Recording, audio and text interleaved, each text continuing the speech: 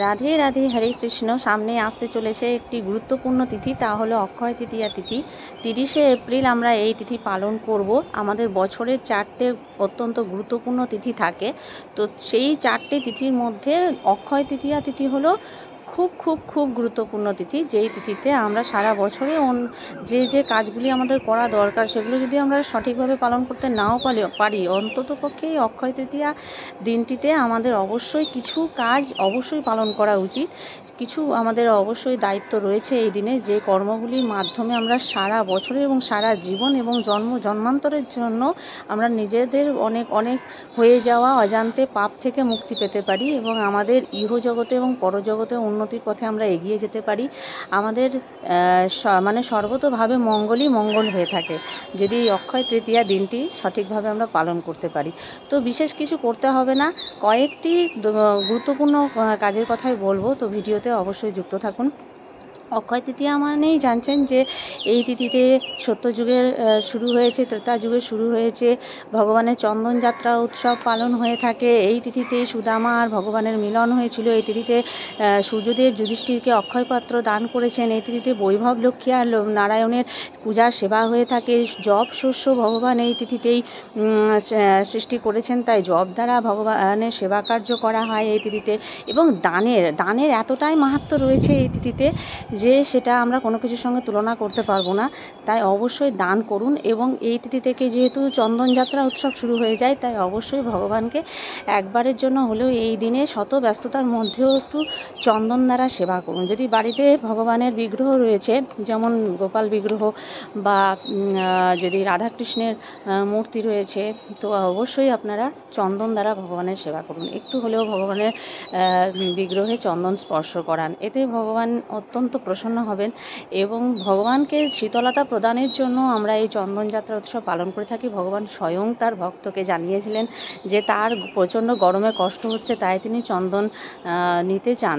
আর সে কারণেই আমাদের প্রত্যেকটি মন্দিরে মন্দিরে এই তিথি থেকে 21 দিন পর্যন্ত চন্দনযাত্রা উৎসব পালন হয়ে থাকে।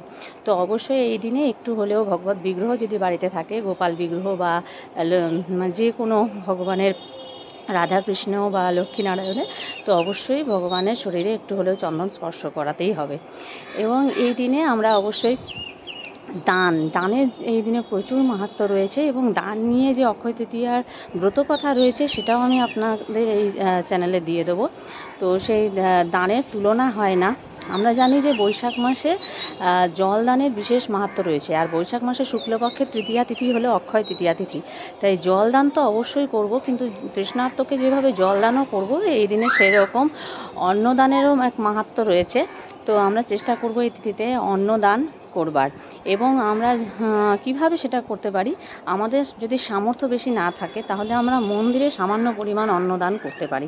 এবং অবশ্যই ভগবানকে আমরা জব দ্বারা সেবা করব। যেহেতু এই তিথিতেই ভগবান জব সৃষ্টি করেছেন, তাই জব দ্বারা ভগবানের সেবা কার্য করলে ভগবান অত্যন্ত প্রসন্ন হন।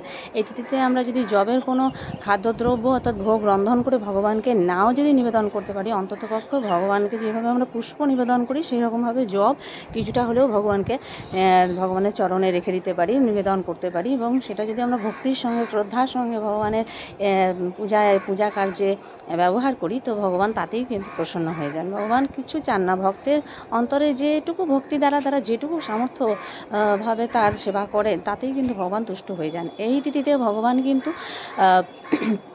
দ্রৌপদীর ডাকে সাড়া দিয়ে তাকে টন টন কাপড় ফিরিয়ে দিয়েছিলেন শুধুমাত্র এক টুকরো কাপড়ের বিনিময়ে।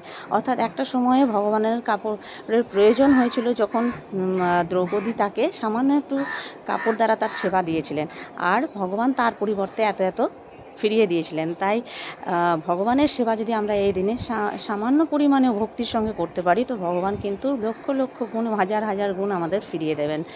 এই কারণেই আমাদের অবশ্যই অক্ষয় তৃতীয়া দিনটিতে একটু চেষ্টা করতে হবে প্রাতঃ স্নান করবার। যদি নাও পারি ভোরে উঠে ভগবানের নাম করব আমরা। তারপরে এই দিনে আমরা মন্দিরে দান করতে পারি। যদি অন্নদান বাড়িতে ব্রাহ্মণ বৈষ্ণবকে এনে ভোজন করাতে না পারি, সেই সামর্থ্য যদি আমাদের না থাকে, তবুও আমরা চেষ্টা করব মন্দিরে সামান্য পরিমাণ একটু চাল নিয়ে, জব নিয়ে দান করবার। আর বাড়িতে যদি বিগ্রহ না থাকে, তো চন্দন কাষ্ঠ আমরা মন্দিরে দান করতে পারি। তো এইভাবে আমরা ভগবানের কিন্তু প্রীতিবিধান করতে পারি এই অক্ষয় তৃতীয়া তিথিতে। অক্ষয় তৃতীয়া তিথি আমাদের কাছে অত্যন্ত গুরুত্বপূর্ণ।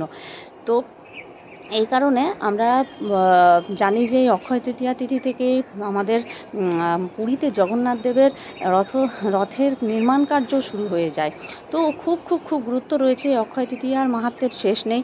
তবুও আমাদের এই শত ব্যস্ততার মাঝে ভগবানের যে স্মরণ এই দিনটিতে আমাদের সামান্য পরিমাণে যে করলেও ভগবানের কৃপা আমরা লাভ করতে পারবো। এ কারণে এই ভিডিওটা আপনাদের সামনে উপস্থাপন করা, আপনাদের সামনে তুলে ধরা যে অক্ষয় তৃতীয়াতে যেটুকু পারবেন, যা পারবেন, একটু জলদান, অন্নদান এবং অবশ্যই চেষ্টা করবেন জপ দ্বারা ভগবানের সেবা কার্য এবং চন্দন দ্বারা ভগবানের সেবা কার্য। এইটুকু যদি করতে পারেন ভক্তির সঙ্গে, শ্রদ্ধার সঙ্গে, ব্যাস আপনার ইহজগতে আপনার নিজের যা কিছু মনের ইচ্ছে অবশ্যই ভগবান তা পূর্ণ করে দেবে। কারণ সুদামা সামান্য এক টুকরো খুদ ভগবানকে দিয়েছিলেন এই অক্ষয় তৃতীয়ার মতন পুণ্য তিথিতে বলে ভগবান তাকে রাজপ্রাসাদ গড়িয়ে দিয়েছিলেন। যদিও সুদামা সেখানে থাকেনি, কিন্তু তবুও ভগবান সামান্য পরিবর্তে কতখানি ভক্তকে ফিরিয়ে দিতে পারেন তা কিন্তু উদাহরণ বা আমাদের প্রমাণ সুদামা। তো ভক্ত সুদামার কাহিনী থেকে আমরা সব জানতে পাচ্ছি এই ঘটনা। তো আমাদের অবশ্যই ভগবানের সেবা কার্য এইভাবেই করতে হবে, ভগবানের প্রীতিবিধান এইভাবে আমাদের করতে হবে। আর অক্ষয় তৃতীয়া মতন পুণ্যতিথি আমরা সারা বছরে পাবো না, তো চলুন অবশ্যই এই সামান্য একটু আমরা সেবার ব্যবস্থা করি আর ভগবানের কাছ থেকে কৃপা লুটে নিই। হরে কৃষ্ণ, রাধে রাধে। সবাই ভালো থাকবেন। ভিডিওটা ভালো লাগলে অবশ্যই শেয়ার করে দেবেন।